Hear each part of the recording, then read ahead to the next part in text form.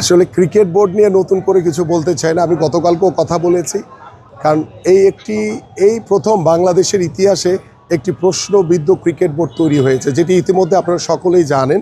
সেই ক্রিকেট বোর্ডে আমাদের যে সাবেক যে অনভিজ্ঞ ক্রীড়া উপদেষ্টা, তিনি তার স্বেচ্ছাচারিতার মাধ্যমে এই ক্রিকেট বোর্ড তৈরি করে ক্রিকেট বোর্ডকে কলঙ্কিত করেছেন এবং আমার ক্রিকেটকে ক্ষতিগ্রস্ত করেছেন। এবং এইটার পিছনে যারাই জড়িত থাকুক না কেন, ভবিষ্যতে নির্বাচনের পরে আল্লাহ যদি আমাদেরকে কবুল করে, এগুলোর সুষ্ঠু তদন্তের মাধ্যমে আমরা তাদেরকে আইনের আওতায় এনে তাদেরকে অবশ্যই তাদের বিরুদ্ধে ব্যবস্থা নিতে হবে। কারণ কারো ব্যক্তিগত স্বার্থের জন্য আমার ক্রিকেট ক্ষতিগ্রস্ত হতে পারে না, আমার দেশ ক্ষতিগ্রস্ত হতে পারে না।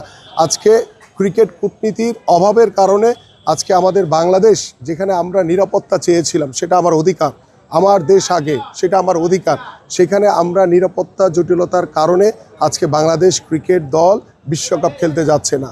সো এটা আমরা যদি আরও সুদূর প্রসারী চিন্তা করতাম যে আমাদের ক্রিকেট বোর্ডের সাথে আইসিসি কিংবা ভারতীয় ক্রিকেট বোর্ডের সাথে একটি কূটনৈতিক পরিবেশের মাধ্যমে আমরা কিন্তু এই সমস্যাটি সমাধান করতে পারতাম।